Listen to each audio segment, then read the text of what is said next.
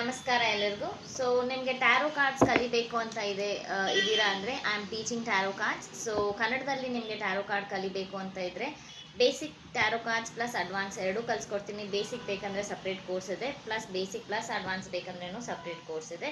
So course detail ಏನಂತ ಹೇಳಿದ್ರೆ the class will cost to 7,500 basic plus advance ಎರಡೂ ಸೇರಿಸಿ.